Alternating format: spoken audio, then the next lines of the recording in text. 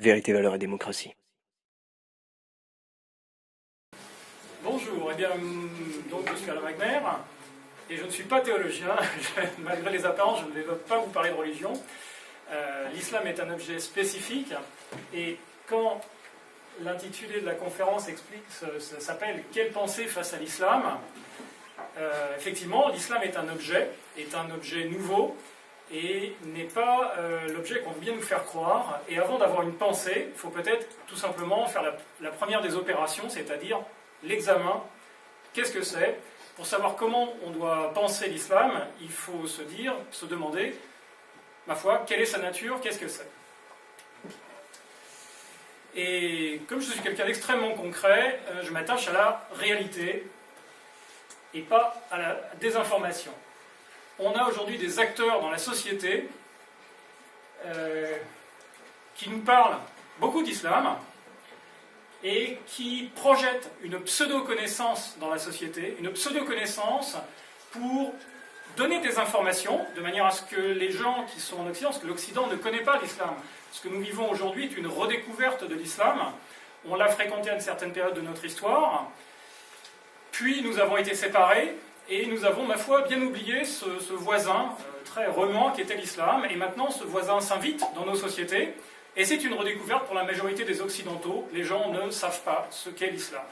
Et donc, ces individus se chargent de nous informer dans les médias, ils ont la disposition de tous les médias, et ils nous expliquent ce qu'est l'islam, la manière dont nous devons penser l'islam, avec malheureusement que les informations qu'ils veulent bien nous donner. Et ces informations, nous allons le voir aujourd'hui, sont des informations, la plupart des fois, tronquées, voire carrément mensongères. On nous projette dans l'esprit une pseudo-connaissance de l'islam, visant à nous expliquer que, n'ayez pas peur, ça ne va pas faire mal, tout va bien se passer. Donc, tout ce que disent ces gens-là ne nous intéresse pas.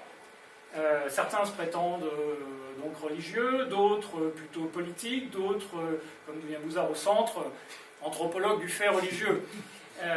Mais tout ça, c'est le même groupe d'individus, ce sont des désinformateurs. La taupinière.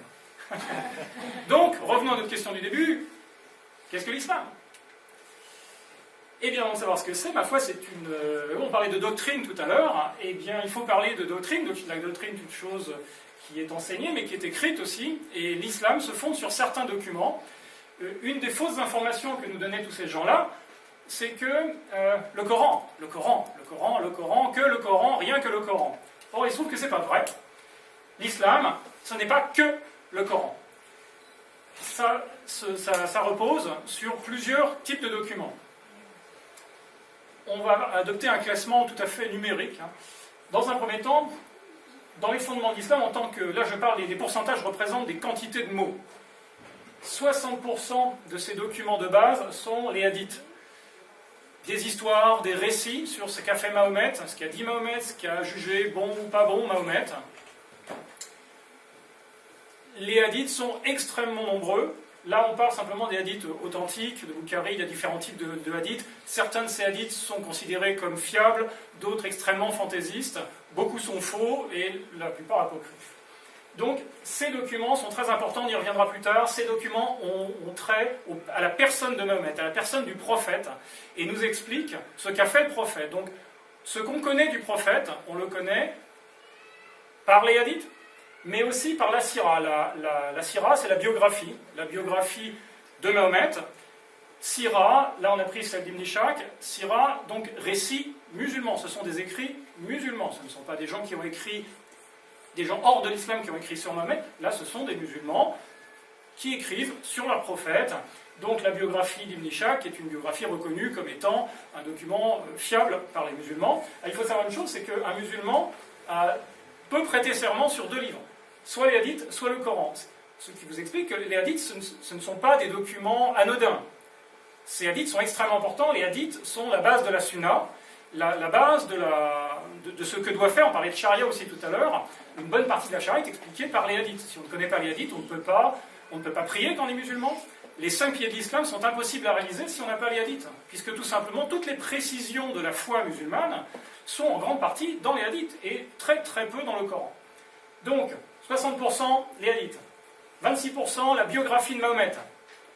Mahomet est un personnage absolument central dans la foi islamique. Si vous ne savez pas ce qu'a fait Mahomet, vous ne pouvez pas être un musulman, vous ne savez pas quoi faire dans votre vie. Puisque Mahomet est le beau modèle, celui que vous devez imiter. Et enfin, seulement en dernier, 14% du texte, le Coran. Donc il faut se rendre compte que le fondement de l'islam, c'est une quantité de documents, et si on veut savoir de quoi parle l'islam, il ne faut pas uniquement regarder 14% des documents. Il faut regarder l'ensemble. Ça, bien sûr, on ne le dit pas. Et vous allez savoir pourquoi. Donc l'islam, on pourrait résumer ça de manière un petit peu mathématique par 84% de Mahomet et 14% d'Allah, puisque le Coran est censé être le livre écrit, dicté par Allah, et tout le reste, je vous rappelle, ça c'est l'histoire de Mahomet, ça c'est l'histoire de Mahomet encore une fois. Seulement, la dernière partie, Allah. Et Mahomet, comment est-il décrit dans ces documents? Comme un prophète dictateur. C'est un prophète, et en même temps c'est un chef de communauté, pas tout à fait la bonne définition de ce qu'on appelle, enfin, c'est pas vraiment un démocrate, c'est un dictateur, il dit ce qu'il faut faire, et ceux qui ne sont pas d'accord avec lui, bien souvent, ils meurent. Et Allah, ma foi, Allah, on n'en connaît pas grand-chose, puisqu'il n'a parlé, et encore avec un intermédiaire, qu'à une seule personne, à Mahomet. Donc tout ce qu'on sait d'Allah, c'est Mahomet qui nous l'a dit. Mahomet est vraiment un personnage très important dans l'islam. Et une des caractéristiques de la vie de Mahomet, c'est qu'il a eu deux parties dans sa carrière. La première partie, où il vivait à la Mecque, il était prophète. Il parlait de religion. Et on s'aperçoit, donc vous voyez sur le schéma ici, début de carrière. Un musulman sur la planète, Mahomet. En 13 ans de carrière, il a atteint le total mirifique de 150 fidèles. Et au bout de 13 ans, il y a un changement de carrière. Jusque-là, il était prophète. Et on s'aperçoit que le nombre de musulmans, là ici on voit, on a donné le nombre de musulmans, et là le nombre d'années qui s'écoulent. Du début de sa carrière, 13 ans de prophétie à la Mecque, il finit par être chassé. Et il se réfugie à Médine, il émigre à Médine, et là il change de carrière, il devient dictateur djihadiste. Et on s'aperçoit que ça lui réussit très bien, puisqu'à partir de là, le nombre de fidèles monte en flèche. Pourquoi? Parce qu'on utilise à partir de là, non plus la prédication, mais la violence. La violence est consubstantielle à la poussée de l'islam, à quelles que soient les époques. Là, on est au tout début de l'islam, on démarre vraiment au tout début. Quand Mahomet est chassé de la Mecque, il a 150 fidèles. 23 ans après le début de sa prédication, il meurt. Toute l'Arabie est sous sa domination.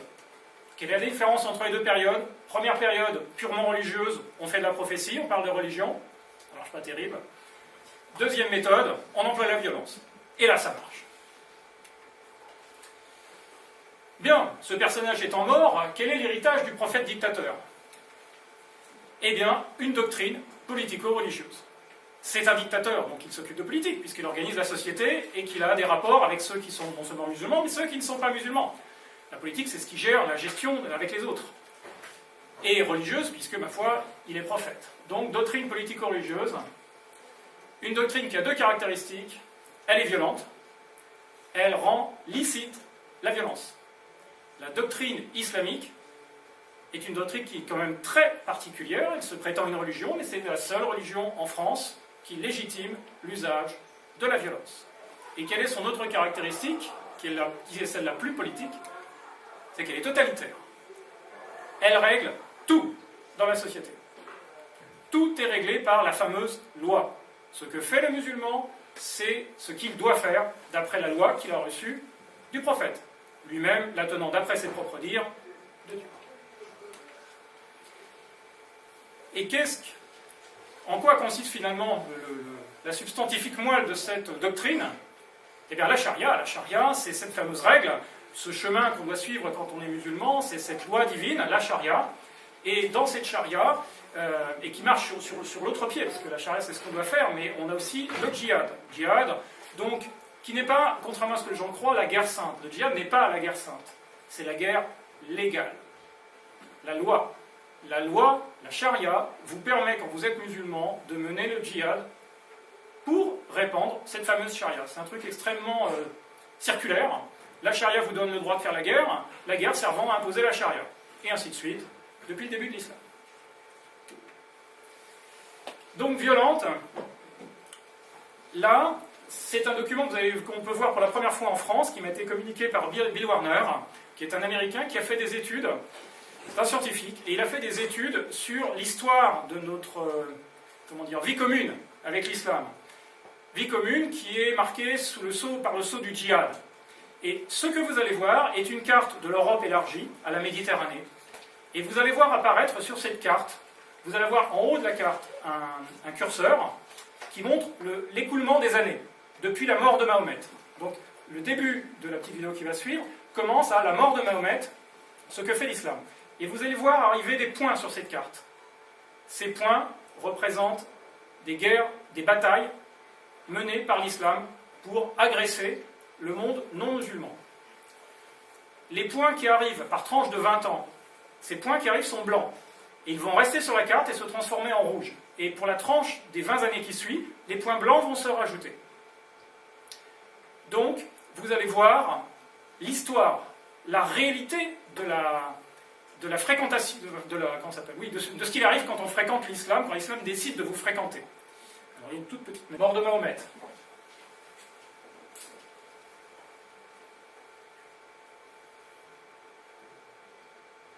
Tous ces points rouges sont des batailles.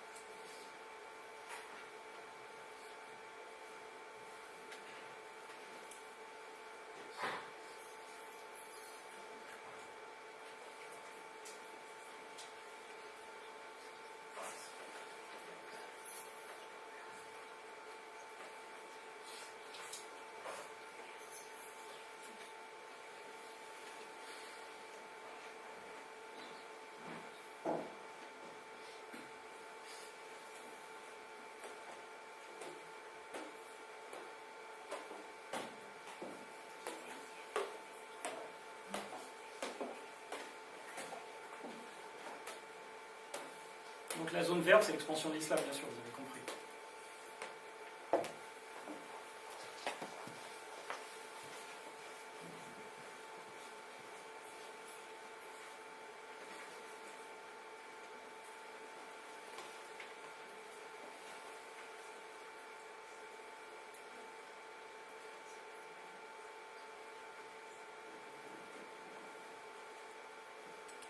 Je l'arrête une toute petite seconde. Non, elle va arrêter. Pour que vous remarquiez la date. Nous sommes en 1860. Le début, c'était en 800 et des poussières. Ça n'a jamais arrêté. L'islam a constamment attaqué, de manière systématique. Et cette carte, donc la zone verte, qui est la zone d'expansion de l'islam, donc vous avez vu, c'est monté jusque-là, jusqu'à Vienne. 1648, l'armée turque, l'armée ottomane, est arrêtée devant les portes de Vienne, qui était le dernier verrou avant la conquête du reste de l'Europe. Donc, vous voyez dans cette zone africaine qui est toute verte, mais qui n'a pas de point rouge. Les batailles qui sont ici présentes sont celles qui nous sont historiquement connues. Vous avez dans la zone africaine des milliers d'affrontements, parce qu'il ne faut pas oublier que la conquête musulmane s'est faite en Afrique de manière extrêmement sanglante. Il y a une traite esclavagiste en Afrique qui a tué ou déporté à peu près 120 millions de personnes. 120 millions de personnes. Du côté indien, pareil, on chiffre les morts aux alentours de 80 millions, et encore c'est assez flou. Des centaines de milliers d'esclaves, des massacres épouvantables.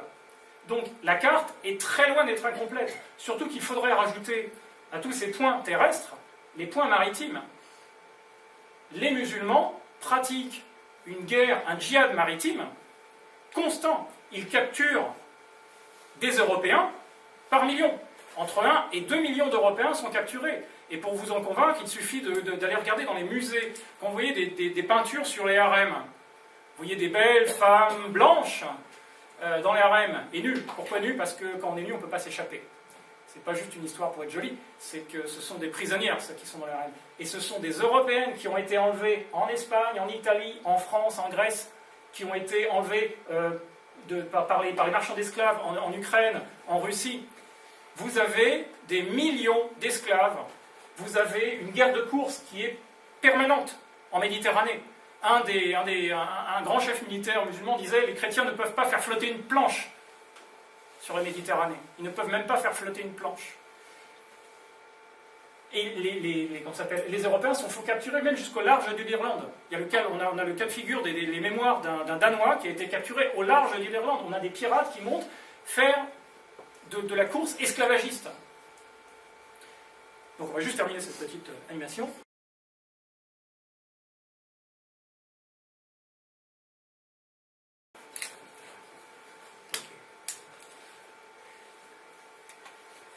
Donc rappel, donc ça c'est l'ensemble de la comment ça s'appelle. Donc ça commence en 632 et ça va jusqu'en 1920.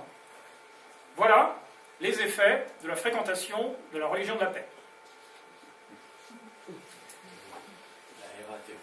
Ça, on ne nous en parle jamais à la télé. On n'en parle jamais à l'école. On n'en parle jamais nulle part. Pourquoi ? Parce que tout simplement, ça donnerait une mauvaise image de l'islam et certains musulmans pourraient être offensés par ça. Mais ça, c'est la réalité. Je vous disais tout à l'heure, je suis quelqu'un d'extrêmement concret. Il faut aller dans la réalité pour savoir de quoi on parle. L'islam, c'est une guerre permanente, le djihad, une guerre légale, autorisée par la charia étant le cœur de la doctrine islamique, évidemment. Je reviens juste un petit aparté pour mon ami Tarek Oubrou, s'il me regarde, parce que cet enregistrement va être enregistré, sera sur Internet. Monsieur Oubrou, quand vous nous parlez de la coexistence culturelle pacifique entre la France et l'islam, nous expliquant qu'il y a toujours une présence de l'islam en France, bah oui, elle est là. Elle est là. Elle vient d'Espagne. Regardez l'Espagne. Eux, ils ont eu à fréquenter très très longtemps la religion de la paix. 700 ans. Ils se sont battus pendant 700 ans. Des massacres épouvantables, des révoltes, des oppressions. Les chrétiens sur place étant traités comme des citoyens de seconde classe, comme des sous-citoyens, des dhimmis, écrasés par les taxes, écrasés par l'humiliation, écrasés par la violence. Donc ils se sont battus, ils se sont révoltés, ils ont fini par libérer leur pays. Et tous les points rouges viennent de cet effort de djihad qui est produit par la communauté islamique en direction de la France. Donc la voilà la cohabitation pacifique, la voilà la cohabitation culturelle. Il nous explique que tout cela était très enrichissant. C'est peut-être pas la vie de nos ancêtres. Djihad, 1400 ans d'islam, 12 décades sans djihad. Sur 1400 ans, il n'y a que 12 périodes de 10 ans pendant lesquelles, selon cette étude, puisque là encore une fois, je ne parle pas des choses qui ont échappé à l'étude, et donc des engagements qui n'ont pas été écrits, qui ne sont pas venus jusqu'à nous, plus tous les engagements maritimes, les révoltes écrasées, etc. 12 décades sans djihad. C'est-à-dire 91% du temps à attaquer les voisins non musulmans. Totalitaire. C'est la doctrine islamique est une doctrine qui met en place une société totalitaire. Et on a la preuve, très moderne, la Cour européenne des droits de l'homme, le 13 février 2003, dans un jugement officiel, a décrété que la charia est incompatible avec les principes démocratiques. Ça, c'est du concret. C'est aujourd'hui, la Cour européenne des droits de l'homme rend des actes qui nous concernent, puisque la France s'est engagée à respecter les décisions de la Cour européenne des droits de l'homme. Ce sont les meilleurs juristes d'Europe, les experts, toute catégorie de ce qu'est les droits de l'homme, de ce que sont les droits de l'homme en Europe. Et ces gens-là vous disent, donc ne me croyez pas, croyez-les eux, la charia est incompatible avec les principes démocratiques. Donc, nous revenons à la question du démarrage. Quelle pensée face à l'islam? Eh bien, tout simplement, c'est le constat d'une incompatibilité objective entre un islam avec charia et la loi de 1905. La loi de 1905, c'est ce qui détermine le fonctionnement de la laïcité en France. Et aujourd'hui, beaucoup de personnes vous expliquent que l'islam est une religion comme une autre, on doit lui appliquer la loi de 1905 de manière stricte. Or, il se trouve que la loi de 1905 régit la séparation de l'Église et de l'État. De l'Église. Là, nous avons affaire à une doctrine politico-religieuse.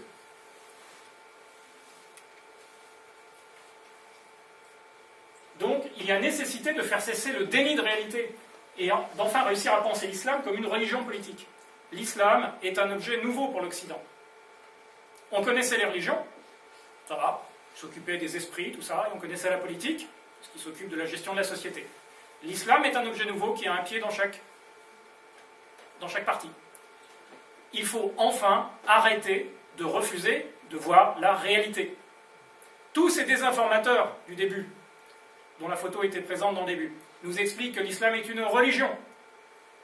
Jamais aucun d'eux ne vous dit que c'est une religion politique. Et ce constat est très important. La nécessité de repenser le blanc-seing dont bénéficient aujourd'hui par défaut les organisations musulmanes dans leurs activités de promotion de la charia. Et oui, que fait une organisation musulmane dans la société? Qu'est-ce qu'elle fait? Elle fait la promotion de sa religion politique, et donc de sa loi. Elle fait la promotion de la charia. On se dit, la charia, est-ce bien la même chose qu'on voit à la télé, les femmes qui sont tuées à coups de pierre, les voleurs à qui on coupe les mains? Oui, la charia est un objet. C'est un objet, comme on disait tout à l'heure, un objet insécable. C'est-à-dire que vous ne pouvez pas tronçonner, si vous êtes un musulman sérieux, vous ne pouvez pas tronçonner la charia en petits bouts. Vous êtes obligé d'appliquer la charia, sinon vous n'êtes pas un musulman et vous risquez d'être accusé par les autres d'être un faux musulman, d'un hypocrite, d'un apostat, pire que ça. Et là, la règle de la charia dit que pour les apostats, on doit vous tuer. Donc c'est très risqué. Et une organisation musulmane, son seul travail, il n'y en a pas d'autre, c'est de répandre la charia là où elle est implantée. Et aujourd'hui, les associations musulmanes en France, mais pas seulement en France, en Europe, font cette tâche de promotion de la charia de manière parfaitement facilitée par nos gouvernements. Tout simplement parce que, déni de réalité, nos gouvernements, nos sociétés refusent de voir l'objet politique qui est dans l'islam, la nature politique de l'islam. Et à partir de là se disent « Ah, ce n'est qu'une religion, tout va bien, faites donc vos petites affaires. » Sauf que, c'est pas le cas. Donc, comment penser l'islam? Eh bien, il faut se rendre compte qu'il y a une nécessité de se protéger, et ce n'est pas une seconde, c'est un devoir. Nos États sont des États démocratiques, ils se sont engagés de manière nationale, internationale, dans les lois, les constitutions, les traités internationaux, à défendre les droits de l'homme. La charia étant incompatible avec les droits de l'homme, on ne peut pas légalement laisser la charia s'implanter dans nos pays. Il est donc logique de ne pas laisser non plus agir des organisations qui prétendent répandre la charia. On a un problème de conception de réalité. La société aujourd'hui, ne voyant pas l'objet islam tel qu'il est, elle ne réagit pas de manière adéquate. Et nous devons aussi, ne l'oublions pas, protéger nos citoyens musulmans de la charia. En effet, quand une personne arrive en France, et ça c'est très ancien, c'est une tradition très ancienne, quand un esclave posait le pied sur le sol de France, il était automatiquement libre. Automatiquement libre. Aujourd'hui, je crois qu'il conviendrait d'appliquer cette tradition merveilleuse de la France, de libération des gens, en disant, musulmans, quand vous posez le pied sur le sol de France, vous êtes libérés des chaînes de la charia. Car la charia est bien un esclavage mental, un esclavage social. Vous vivez selon une règle que vous n'avez pas choisie et que vous ne pouvez pas modifier. C'est la définition de l'esclavage. Vous vivez selon une règle que vous n'avez pas choisie et que vous ne pouvez pas modifier. En France, peut-être que quand on subit la loi, mais quand on devient adulte et qu'on devient un citoyen, on a la possibilité de la changer. Ce n'est pas possible dans l'islam. L'islam, ce sont des chaînes éternelles. Et nos citoyens musulmans ne sont bien sûr pas tous des gens qui veulent implanter la charia. Bien évidemment, la majorité d'ailleurs ne connaît pas grand-chose à la charia. Mais il y a des activistes qui, eux, font ça. Et nous devons protéger nos citoyens musulmans de manière à leur permettre de bénéficier des droits et des libertés garantis par la Constitution et les lois françaises. C'est extrêmement important et c'est aujourd'hui totalement oublié par nos gouvernements et la société civile. Il y a un devoir de protection des citoyens musulmans. Les citoyens musulmans ne sont pas des citoyens qui jouissent pleinement de leurs droits s'ils subissent les règles de la charia. Règles bien souvent imposées par de l'endoctrinement et par de la coercition de la part de leur entourage. Les musulmans sont toujours les premières victimes de la charia. Puisque quand vous êtes un musulman qui subit les règles de la charia, peut-être que vous les avez acceptées, mais vous les avez acceptées suite à un processus d'endoctrinement qui a commencé très tôt dans votre enfance. Donc vous n'êtes pas vraiment libre. Et donc, si vous subissez les règles de la charia, vous n'êtes pas un citoyen qui bénéficie des mêmes droits que les autres citoyens français. Et je ne parle là que des femmes. Quel meilleur exemple que les femmes, dont certains barbous nous disent, si elle ne peut pas sortir en burqa, elle va rester cloîtrée à la maison. Est-ce qu'on lui demande son avis? Non, c'est lui qui décide. C'est lui qui décide pourquoi? Parce que la charia lui donne le droit de décider pour sa femme. Et c'est de ça dont on doit protéger les gens. Il faut quand même savoir une chose, c'est que si les musulmans sont toujours les premières victimes de la charia, leurs voisins sont toujours les deuxièmes. Puisque la charia, comme on voyait tout à l'heure, incite les musulmans à user de la violence, de la persuasion dans un premier temps, mais après de la violence, pour les convaincre de respecter les règles de la charia. Et cela, de toute éternité, ça a toujours été comme ça, et jusqu'à présent, ça n'a pas changé, il n'y a pas eu de changement doctrinal dans l'islam. Tous les ozos qu'on voyait au début vous expliquent qu'ils sont en train de travailler sur des modifications, notamment Tarek Obrou, qui me fait toujours beaucoup rire, qui nous explique qu'il travaillait sur une charia light, etc. Il n'est même pas ouléma, il n'a aucun droit de travailler sur quoi que ce soit, et le premier jour où il va à l'université Al-Azhar expliquer qu'il a mis au point une nouvelle charia, à mon avis, c'est aussi son dernier. Nous avons aujourd'hui une religion qui n'a pas changé depuis 1400 ans, qui a toujours été basée sur l'agression et la charia, ça n'a pas changé. Il convient de se rendre compte de ça avant de penser l'islam aujourd'hui dans notre société. Merci.